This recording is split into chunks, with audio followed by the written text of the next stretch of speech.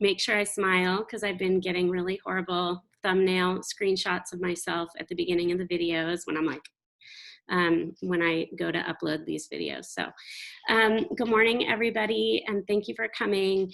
I want to say a couple things that I already said, and that is that I appreciate you being here. I know that it was very last minute to find that you had a whole extra day of PD, and I pushed really hard for as much work time as possible during these days. And so so tomorrow there's like a whole chunk of like workshop time and where I'll be at office hours, but it'll be, you know, time to work. So again, when I was kind of thinking about what to do for a Zoom presentation, I know there's a lot of need around figuring it out. I know one of the biggest questions is what are the differences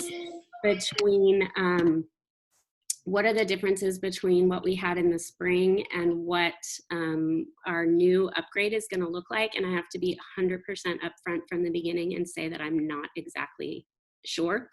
I don't know, other than some security, some things around security, and some things around the number of participants you can have in your Zoom. Those kinds of things are going to change. I do think that there's a lot more around security. So things like, I know, and I'll talk about this more as I go through a slideshow, but I do know that a lot of people used a waiting room because of security issues. And I don't think that's going to be as much of a problem with the new upgrade because of authenticating students and things like that. I'm totally going to be honest that I don't really understand how all that works, and I don't really know, but I know that I personally had a lot of problems with students that either came late or got kicked off, and then were trying to come back, and I was already screen sharing, and I didn't know they were in the waiting room because you can't see your waiting room while you're sharing your screen. So I think that it will be really good, and I'll try to get clarification on this, on the security issues, and I'll send out another email blast so you know before the first day of school. But if you can avoid the waiting room because of the new security issues, it's probably a good idea to do that.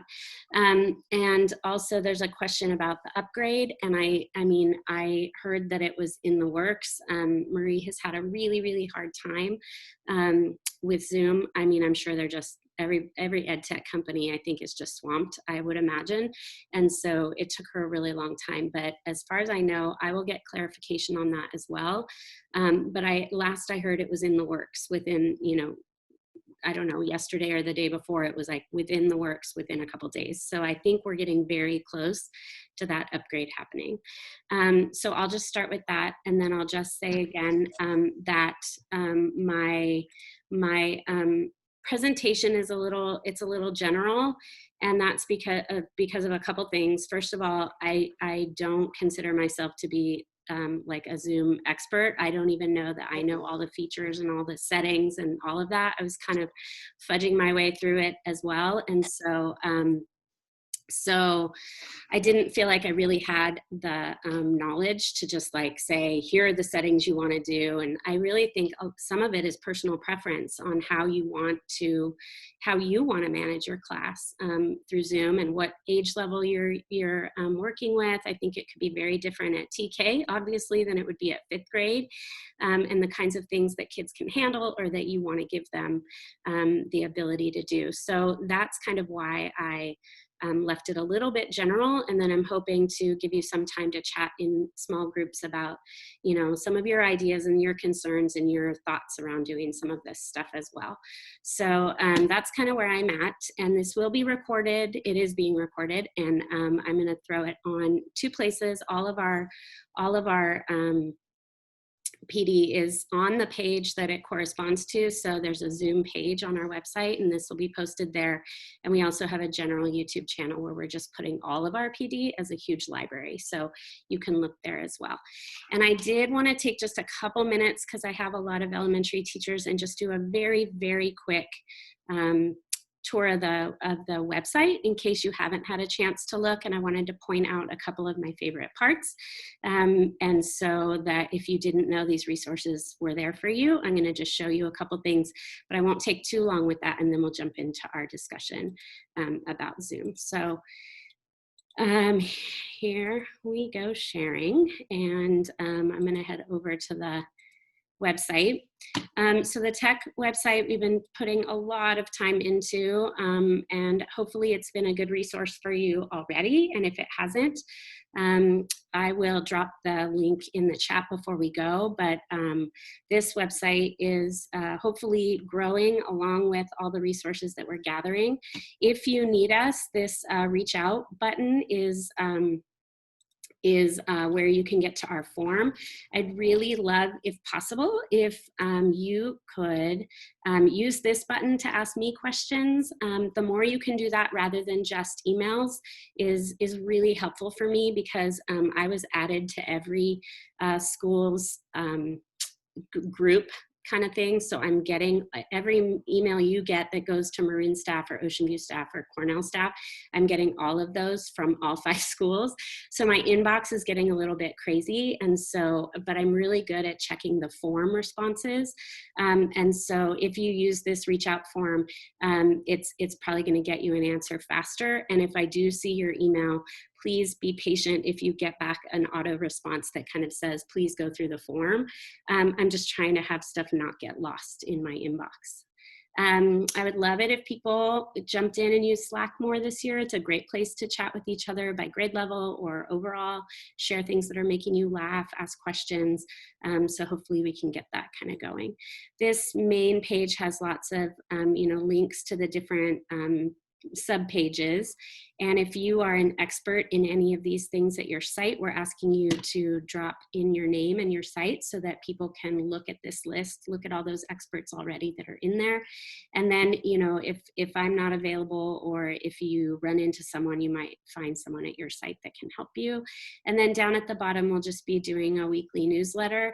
And this just has some quick links to things, a weekly how-to, a weekly cool kind of tool of the week, a cool website of the week, and that help button is also just to our form for help. So the PD page has, if we're doing any workshops, and then here's a link to the YouTube channel, and we have a calendar embedded of what's going on with PD, and then we'll also have links. So if you lose the email or are looking for a Zoom link, we'll link things here. And we'll be doing things, on Wednesdays as the year moves forward. I'm really gonna also push to have Wednesdays be not too heavy on lots of meetings, but on just time for you to do what you got to do. So each of the Google's apps has its own page. You might want to check those out. I won't go into those too much. Same with video resources. So those all have a page. And then the teacher toolkit has kind of all this other stuff. So like I just made a Clever page and Seesaw and all those other kinds of things are here. You can find them there. Best practices is kind of a catch-all in terms of some ideas for the first weeks, sorry, my internet is loading really slowly. This is going to be a workshop we do today on best practices. And then some articles I'm finding that have some ideas about best practices for remote teaching, some good webinars that we saw this summer. It's a great podcast episode, first week ideas, and then building community on Zoom. So lots of ideas for you here, and it's kind of, we're building it as we go. We don't have any sort of PD right now on digital citizenship from like the district standpoint, because I think we're still kind of working on what are our kind of district guidelines around privacy and all this stuff. But I did want to give you some resources on, you can always go to Common Sense. They have a really good review of different apps for kids. So if you're thinking of using an app like Padlet or something like that, Common Sense will tell you. They kind of rate things by their privacy concerns and things like that. There's all kinds of good digital citizenship lessons for kids. This is a really cool set of lessons and videos. This is a little bit for older kids, but this one is really cool. So you could take a look at that. And then these are some other good links. I've even in the past done, if you're having students comment on each other's work, like on Google Classroom, I use a digital participation rubric. So I even kind of grade them on their appropriate responses to each other. So you might take a look at that. And then AUSD has some documents as well.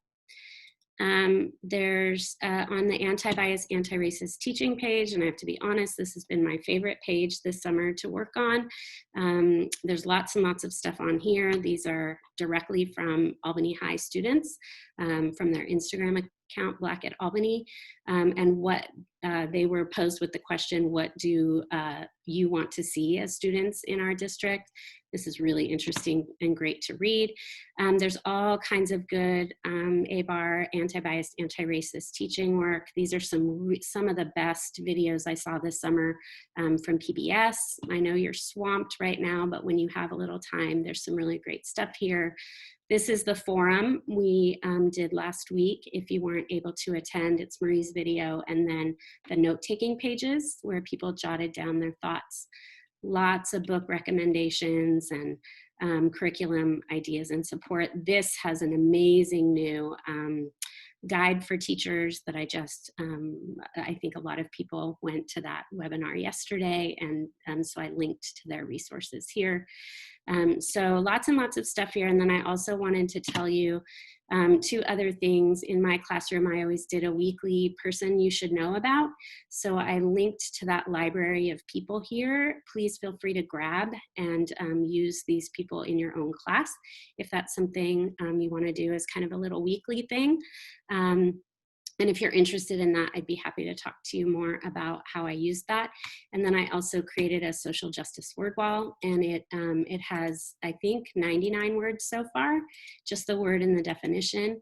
And if you'd like to make a copy of this slideshow or grab the slides that apply to your grade level, I think that TK through 5 could all find words there that would apply. So please feel free to make a copy and grab the words that you'd like to use if you'd like to build that for yourself. And then if you're on social media, so many people to follow, but we just started to link you to some of the organizations and people doing a lot of this anti-racist teaching work. And then last but not least, and then we'll get to Zoom, we are, am I still recording? I hope I'm still recording. Yeah, I'm still recording. Yes, you're still recording. I was looking for the little red button and I couldn't see it, but I see it now. This sharing library, if you haven't looked at it yet, it has lots and lots of templates. These are all set to force you to make your own copy. So the one that you will open is your very own to keep and play with, and you can always delete it from your drive if you open it and decide you don't want to use it.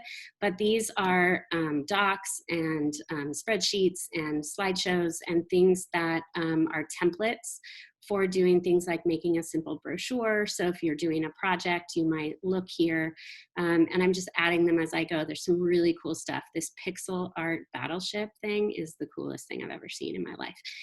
So lots of cool stuff that I've been finding and just throwing onto this template page. There's like a writing prompt generator where it's like a spreadsheet some crazy wizard built where it'll randomly pop up, you know, the setting and the characters and the problem, and then the kids write based on their prompt generator.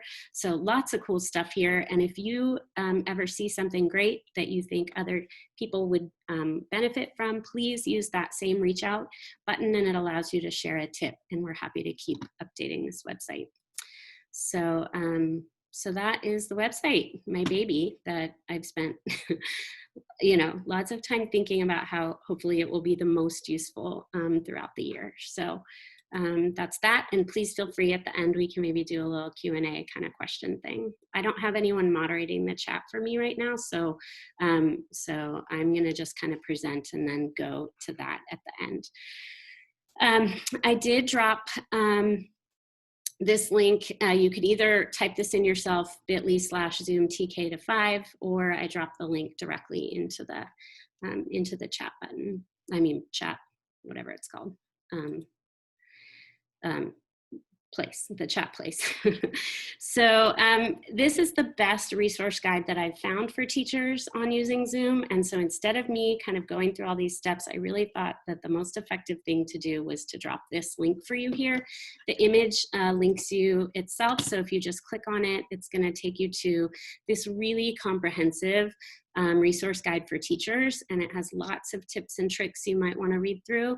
And then it also, my favorite part is it has these links to support on things like using the polling feature, which I think we will have with our new accounts, you know, how to use breakout rooms, getting nonverbal feedback, all these different things that can help you support your students and to increase engagement. So instead of going into each one of those individually, not feeling like I'm really the expert, I thought just dropping that in there for you, and you can kind of explore that and see what reaches out to you the best.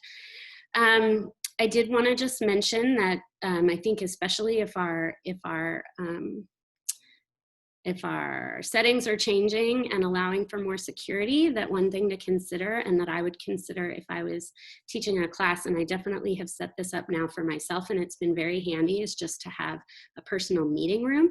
And there's a space on your Zoom at the top when you go to your meetings page where you can set up a personal meeting room, and then you are just kind of creating the settings for that at one time, and you have one link. You could even put that one link in Clever and be done with it.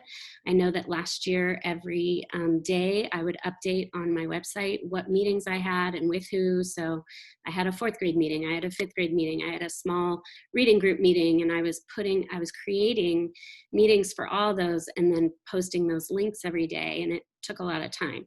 So one benefit of a personal meeting room is that, you know, you have one link. People know to find you on Zoom you could still post the times, like 4th grade meets at this time and 5th grade meets at this time and my small reading group meets at this time, but you wouldn't have to have separate links for each one of those. The kids just come and go from your personal meeting room and they're good to go. And that link, like I said, could either be one link on your website or one link in Clever or both. And so that's one thing to consider. I'm not using a waiting room. We talked about that a little bit, but that just eliminates kids getting locked out. And again, I'll confirm that security is set to the point where we can feel confident not having a waiting room. So I'll confirm that with our IT department and then send out an email when I've heard a little bit more about security settings. So open the participant in the chat window. These are just some kind of like tips. You know, you might want to have your background setting be that they can't screen share until you allow. So like even right now, if I've set it that you can't share screens, I can always change that mid-meeting, but I probably don't want to just let them go nuts with that until it's time for me to decide that someone can share their screen. You can set the chat to be host only. So that would mean that students could send you messages directly, but that they're not going to be visible to everyone. That chat can get very unwieldy if you just let them free reign with the chat. But it is a nice way for students to ask you questions or to participate in your discussion if they're not comfortable speaking out or sharing out to the whole group. You can still allow them to participate through that chat and just set it so you're the only one can see it. You can spotlight yourself so that the student screen stays focused on you. You can, I would click, I mean, this again is kind of personal preference. If you want your setting to mute them all from the beginning, I personally liked not having them all muted at the beginning because it was kind of nice to start and end our day with everyone unmuted for a little rowdy hello and goodbye. And then when you're ready for your content, you can mute everyone and you can choose whether or not you want them to be able to unmute themselves. So those are a few things to be thinking about for you. These are a lot of the settings, and I would just recommend going to your settings section and really reading through every single one. These aren't necessarily my recommended settings of things turned on and off. I actually lifted this slide from Rich's presentation, so I don't even know that I necessarily agree 100% with the way everything here is set up. But I did want, to show you that within that settings area on Zoom, there's lots and lots of things that you can control, and that it will automatically be set up for your meetings. So I would read through those really carefully. I read through mine again just last week when I was starting to do presentations for adults, and I realized that a lot of my settings were set how I'd want them to be for 4th and 5th graders, but weren't necessarily the way I needed them when I'm just talking to adults. I mean, who knows with you guys, but hopefully. So that the settings area, definitely read through that. And, if you run across a setting that you're not sure, I would go back to that, the resources page, or even just do a quick, I find that if I just do a quick Google search and say, enable personal meeting ID Zoom settings, and Google that, then I'll get some more information about what does that actually mean. And sometimes they'll have like this little like information button next to it, and you can, or no, it's here, like the little question mark, like, do I want that? And I sometimes click that, and that'll give me some more information too. And again, because we have TK through 5, I don't think there's one specific way to recommend we do all these settings. I think it's really going to be different. I think it's going to be really important that you set up your Zoom expectations. And I think that this is one benefit we have heading into a new school year rather than what happened for us in March, because I don't even think that we knew that we really needed to do this. And we kind of trial by fire learned what we should have set up as expectations. At least I certainly did. And so I just Googled Zoom expectations, and I found all these amazing graphics and things that other people had already created. And you might, if you're lucky, find one that fits exactly with your Zoom philosophy.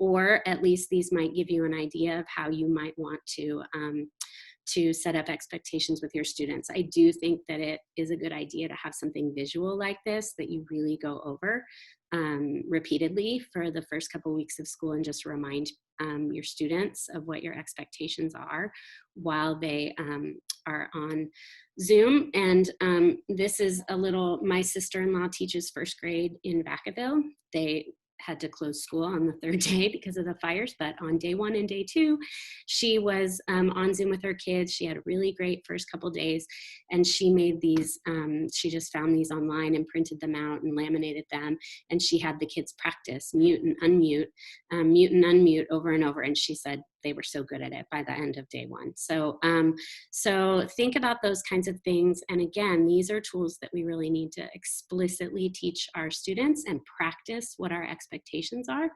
And again, there's a lot of different philosophies around what those expectations should be. I've been reading, especially with all the anti-racist, anti-bias, social justice reading I've been doing. There's a lot around, thinking about students' situations and perspectives and comfort level, and the fact that we are now, which is hard, to let go of the fact that our classroom was like our zone, and now we're teaching students in their own homes. And so, really being mindful of which parts of that you can kind of set boundaries and rules around, and which parts you can kind of let go to really make sure students still feel comfortable in their own homes. So again, that's a huge topic, and no one right answer, but I would ask you to just kind of keep that in mind as you're setting your expectations. I didn't want my students to be jumping on a trampoline while I was trying to teach them, but could they sit outside? And if their house was too crowded and cramped with people, those are the kinds of things you have to kind of weigh for yourself. So, and there's a little bit more on that coming. Oops, sorry about that. Some other, I know I'm going kind of quickly, and then maybe we can just do a little kind of discussion when I'm all finished, but some best practices on Zoom, some more. So for any students who are hesitant to speak, especially students that have more typing ability, encourage them to use that chat with you and set it to host only for participation. Really teach them about raising hands, lowering hands, muting, unmuting, and those tools. I would say the first week of school at least, really kind of give them time to practice those things. There's been a lot of talk about how to take attendance. So, you know, use that participants window. You might ask them to rename themselves in the format that makes that the easiest for you, whether that's their first name or their last name first or whatever format. I know that Ocean View teachers were working on a little attendance Google form so that during every meeting, students filled out a little attendance form. So maybe we can hear from them a little bit more about what they were thinking around that. There is a setting that allows students to rename themselves. So if you are going to want them to set a certain name for themselves for attendance, you'll want to make sure that setting is turned on. It might be a good idea to have some sort of regular activity for them to do while you're checking them off in a meeting. You know, older students giving them a journal prompt, or I don't know if you guys have seen this page, but it's which one doesn't belong. And I think that even really young students could do something like this, where you just put this on your page and they have to think for a few minutes about which one doesn't belong. And there's no right or wrong answer. It's really more just about how you can explain your thinking. And so, so like I already see, like my brain is already like 3 different ways that I could decide that one of those doesn't belong. So I linked that there for you just as an idea for something that you might do while you're quickly taking attendance. I know that's going to be a lot different for us than it was last year. Planning for a bathroom and stretch breaks, and I emailed out that slide, but I linked to that here as well, a slide that you can use for a break where you can, oops, that's make your own copy. But that slide is here where you, it has a 10-minute timer built in from YouTube, and if you want your breaks to be 15 minutes or 20 minutes or 5 minutes, you can delete that YouTube video and just do an insert video and search YouTube right there from within that slide for the amount of time you want and replace it with the video of the length you want. But right now it's just a little kind of screen holder. Instead of having kids log out and log back in, you can just share that on your screen, mute yourself, go off and do what you need to do, and then come back 10 minutes, 15 minutes later. It's important that students, if you're going to need them to do this, kind of help them practice minimizing their Zoom window. So just dragging, you know, if it's dragging their window over so that, you know, they can make it smaller and see something on another tab. Or so I think that's really important, especially if you're going to be asking them to look at a document or go to a slideshow and do some work and then return to Zoom. Again, explicitly teaching them how to do that is important. Let students know that if they get disconnected, they can always reconnect with that same link. And again, this is where you need to think about using that waiting room or not. And so hopefully I can get you more information about that. There's been a lot of talk about this whole camera or no camera, requiring students to have a camera or not. And, you know, I, again, think that there's a wide range of thoughts about this. I definitely understand the desire to have students turn their cameras on because, you know, how do you know that they're paying attention if you can't see them, right? But I would just, again, ask you to kind of be mindful and think about equitable teaching practices when making your decisions on that. There's many reasons why turning a camera on might be uncomfortable for a student, whether it's, I had a student that just didn't want to come to Zoom because of, you know, self-consciousness issues and things like that. And so in the spring, she hardly ever came to our Zoom meetings. And so if I had been more explicit about it being okay to have a camera off and maybe having a screenshot of herself. And I could use the chat with her to make sure and check in and have her, you know, participating in that way. And I made that understanding with that student, then that student might have been more comfortable coming to the Zoom classes. So I would just ask you, if you really are thinking, no, I want a camera on, are there workarounds that you could do that allow you to you to be getting what you need, but also to provide a safe environment for your students. And I just wrote a note that our ultimate goal is student interaction. Focusing on that, are there ways that you can adjust your kind of rules or expectations to maximize student interaction, even if it means letting go of some of the things that might be uncomfortable for you? So participation in the chat or in breakout rooms. I heard of one teacher who was making a little Google folder of different photo backgrounds that the kids could choose from to use. So just kind of rethinking that a little bit. So, and again, if we do have time for breakout rooms, then maybe this is something, you can talk about with your group. And here's just I didn't create this, but it was just in terms of using video to assess student attention. And you can, I'm not going to read this whole thing to you, but it's a good thing to read through just in terms of thinking about privacy, safety, equity, personal feelings. And so then some ideas down at the bottom about, what to do if you don't like teaching to a blank screen. How can you work around that? And then asking students before you just assume. And I will totally admit that I just assumed that some of my students that had their cameras turned off in the spring were on another tab playing Minecraft, and I was sitting there kind of feeling resentful and I'm upset about it. But I never had a conversation with those students, and I could have probably figured out a way to ensure that even if their screen was turned off, that I could have been doing something to make that feel better for both of us.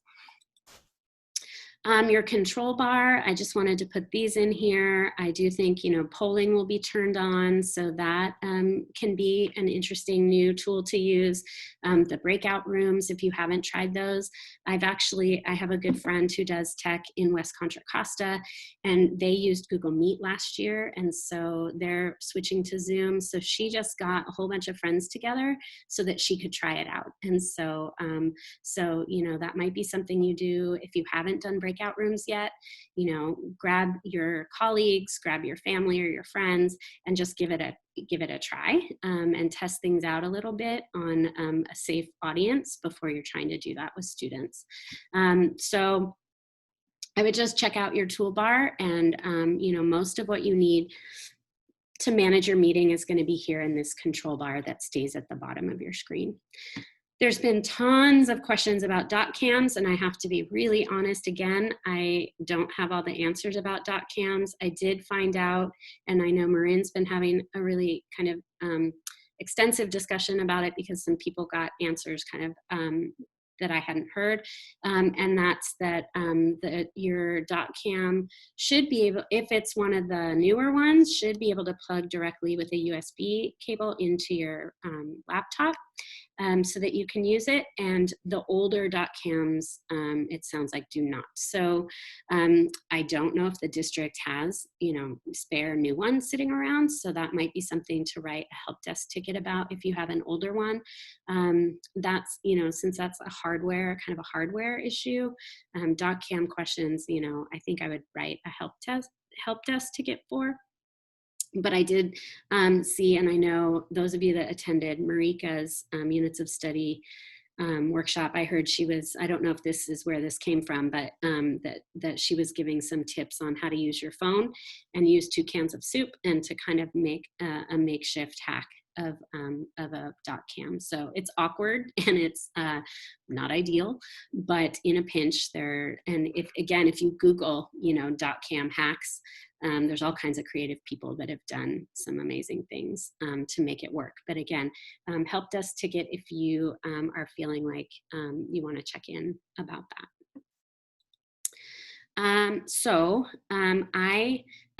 I found this little video, and I just threw it in at the end because I found it last night, and it's how teachers take attendance on Zoom. And I have to be very honest with you, I haven't watched that video yet, but there were a handful of people that emailed me and asked about how to take attendance. And so, I just threw that in there so you could watch that and see what Zoom recommends about that. And then I will kind of, before we go into breakout rooms, I'll kind of scroll through the chat and see if I can answer any questions from there. But then I was thinking that it might be really nice. I've been getting a lot of feedback about how conversation time has been really helpful. If it hasn't been helpful for you and you're really like, I don't want another breakout room, after the Q&A, when I scroll through the chat, please feel free to hop off and take a break before the next session. But for those of you that feel that it would be helpful, some things that you could talk about with your group, and I apologize that I think it's kind of nice to have it cross grade, but for this one, maybe it would be nicer if we could have set them up ahead, but there was no way to do that by grade level. But, you know, what are your guidelines and expectations going to be? Kind of this great camera debate, where do you fall and what are you thinking about that? Some engagement tips and tricks that have worked for you. My kids love doing, what's it called? Name That Tune. So we started every Zoom meeting with, I had, you know, we had a class playlist and I would click random, you know, like random shuffle. And then they'd use the little hand raise to, when they thought they knew what song it was, and they loved it. They wanted to do it every day for like 3 months. So, so things like that, little tips or tricks that have worked for you in terms of engagement. Settings, questions, clarifications, you might talk to each other about that, or any worries, concerns, hangups that you're having about being on Zoom so much. All those things are maybe things you can talk about in breakout rooms with each other. So I'm going to stop sharing. And this is kind of a big scroll because I'm seeing there are like 65 messages. So I'm not I'm gonna like do my like super quick skim, and I don't know, this is feeling, somebody asked about the difference between the AUSD Tech website and the AUSD distance learning resources, and I don't know. I don't know.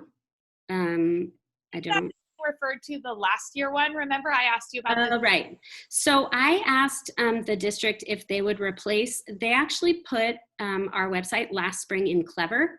And I noticed that the one that was in Clever was still linking to our old resources website. So I asked them to change it. And so now that should be updated to link you to the new website. So let's see. Yeah, I don't know, you guys, this is feeling overwhelming. Jen, can I ask something? So yeah, maybe that's better if people just jump in, unmute yourself and ask a question rather than me trying to read 65 messages. Yeah, I think that's better. Yeah. Okay. Well, I'm actually just wondering, it turns out I'm going into an unexpected bargaining team meeting with just the internal bargaining team. I'm Sarah. I'm from Marin. I'm on the bargaining team. And I am wondering if you could show us what this poll feature is like by asking the question. This is a question that I'd like to be able to go into that meeting and advocate that all teachers have access to a .cam that is compatible with their computer, because I already have heard from a teacher at Marin who has told me that Marin said that, sorry, you have an old .cam, we're not buying you a new one. And that teacher had asked about using her 3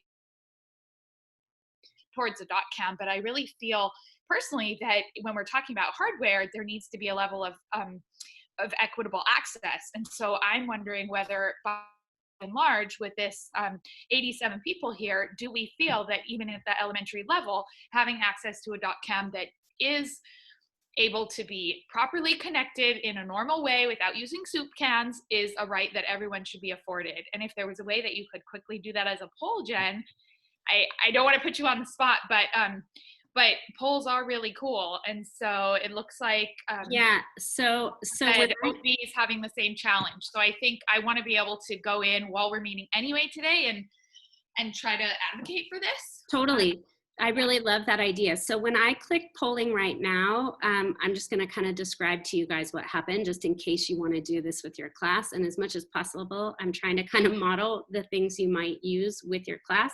And I love the idea of talking it out step by step for us, please. Thank you. Yeah, so I clicked on polling right now, and I'm wondering if I share my screen, it'll show you what happened.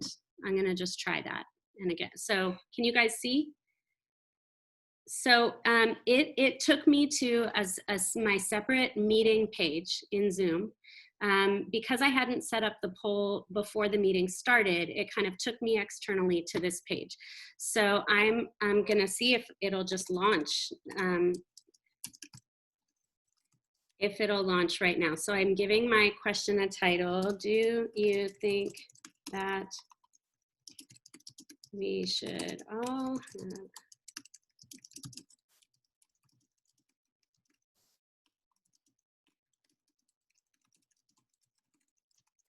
okay, so And work with Zoom. Sorry, not just work with our district computer, but also with Zoom. so, I mean, I could do that as two separate questions, you know, if we had time and stuff, two separate questions, but I think that, and then I can put it in answer. You know, any answers you want to put in, right? And then let's see if I save it. Then it took me back to my personal meeting room. So I've never done this before, you guys. So now if I scroll down stop and sharing, and now if I go to polling, yeah, here's, I'm gonna launch my poll, and that hopefully popped up on your screen. Did it? It did, well done, thank you. Yeah. And then do you see the results like in real time as they come in? Yes, and I will share my screen again, and you guys can watch those live results coming in. Sarah, can I ask you a question? Sure. Yeah, Christiana, go. Hi. I was thinking about this because I just, after the Richard's email, I purchased one of the $12 gooseneck things, so I don't have to use soup cans, and you know, to use with my iPhone. So like if I had an old document camera, I could expect the district to get me a new document camera, or I could use my phone with the gooseneck thing and get reimbursed for the gooseneck. What do you think about that as a reasonable alternative? Because I would say not everyone has to have a doc cam, because I have a reasonable alternative. But if you don't have a reasonable alternative.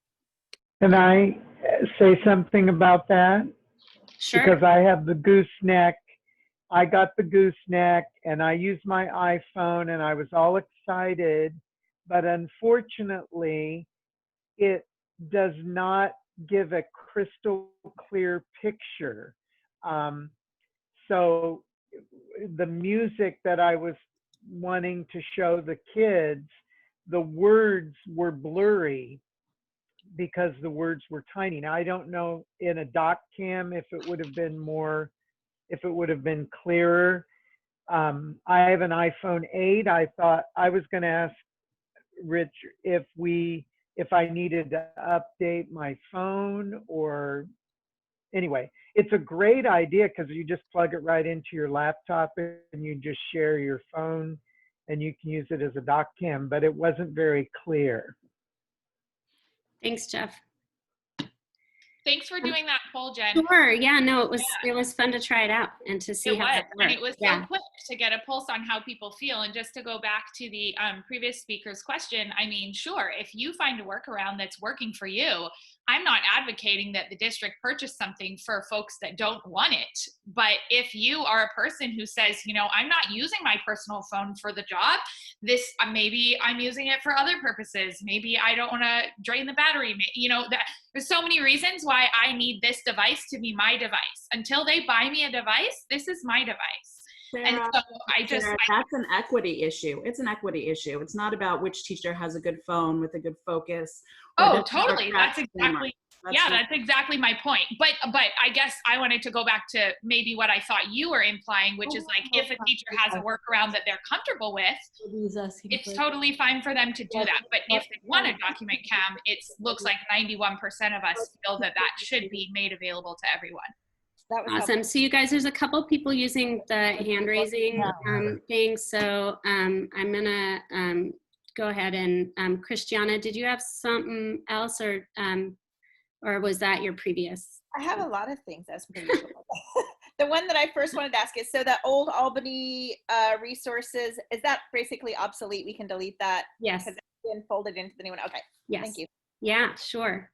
And then Eunice, Go Yeah, for it. I had a question about the unmute all button that used to be there, and then I upgraded my Zoom, and now that's gone, and I have to unmute individually. Oh, But I'm not actually even unmuting. I'm asking permission for the students to unmute, and I asked a family to show me what that looked like, and it's text. There's no picture icon, so my kids have no idea how to do what that. that means, right? Yeah, so I was wondering Um, if you knew or if anybody else knew anything about how to work Yeah, around I that. don't, and I hadn't noticed that that kind of option went away. And I'm wondering, like, you know, I do know that there's, and I'm sure you've checked this, so this probably doesn't apply, but in the settings, there's a whole bunch of stuff around muting and unmuting and letting your participants mute and unmute. So, you know, I definitely check the settings first and see if there's anything there that looks like you could tweak it to allow for that. Mhm. And then, I don't know. I mean, I think that might be why my sister-in-law made those little signs to like teach them those skills, and then showing them where to find that next to their name, the little icon.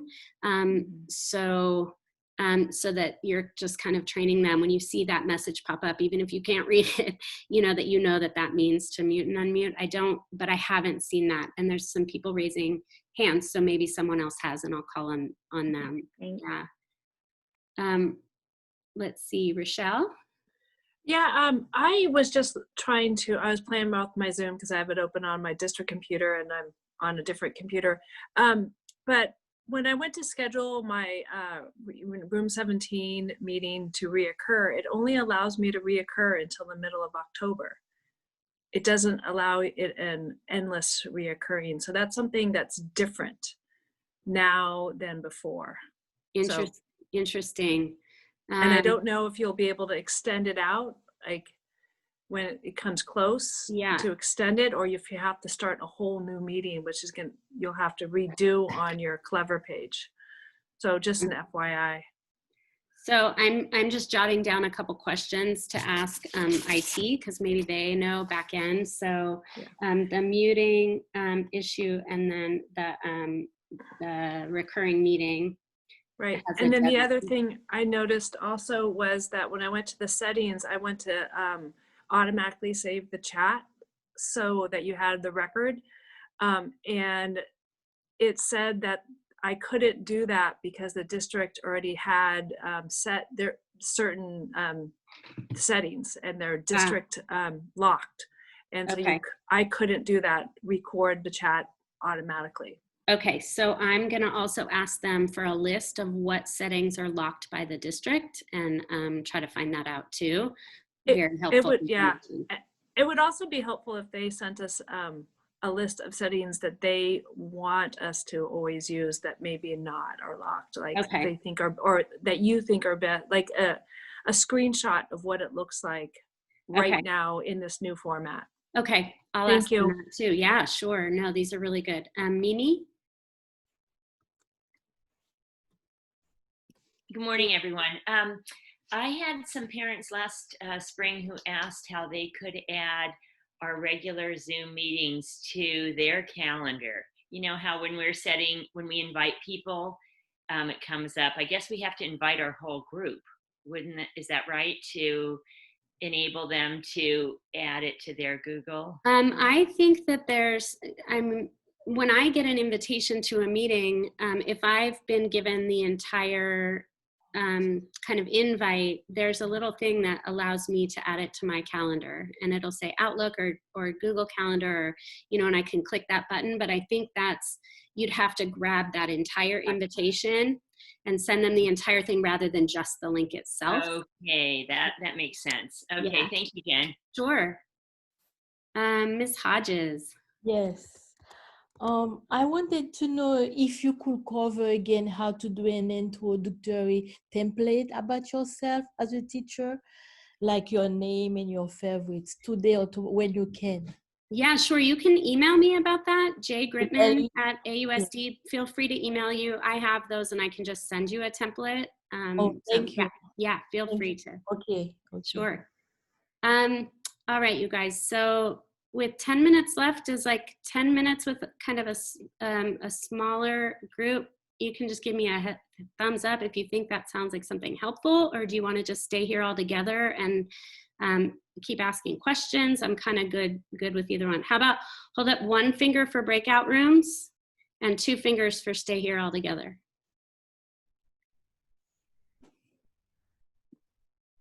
Oh my gosh, it's like half and half. Oh, why don't we do this? Well, no, that doesn't work. I was gonna say, if you wanna go, you go, but I have to assign you, so that doesn't work.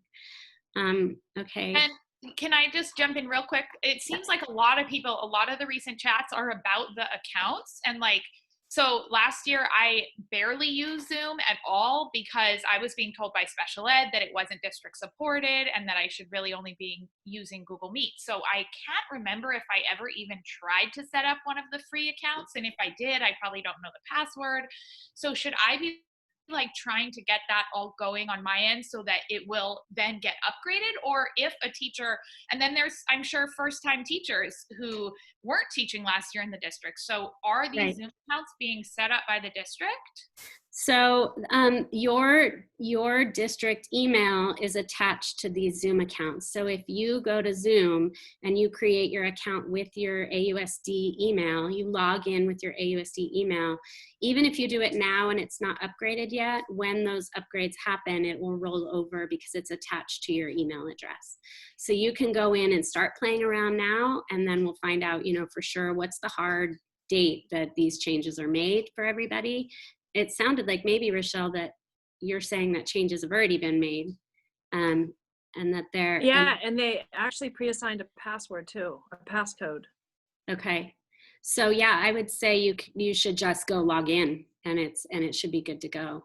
So Rochelle, when you look at yours and you look at like what kind of user you are, does it say that you have a basic account or a premium or something? Does it tell you? Good question. Hold on. Oh, how did I get there? Confirm my I think it's under choices, like preferences. profile. It actually I- still says basic.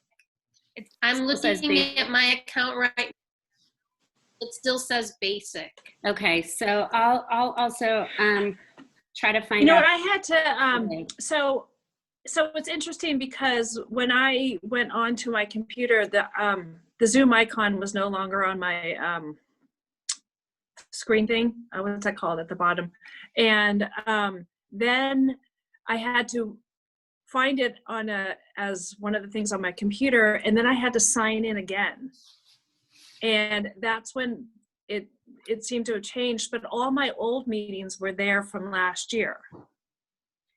Rochelle, But now it definitely feels like it's district connected and not just me putting it up there and putting my school district email as my email, you know? So Does you that make guys, sense? I think what I'm gonna do is I'm gonna reach out to IT today, and I'm gonna ask them to put together a step-by-step, just quick guide for us on what are the steps of, you know, getting into Zoom in the way that we need to.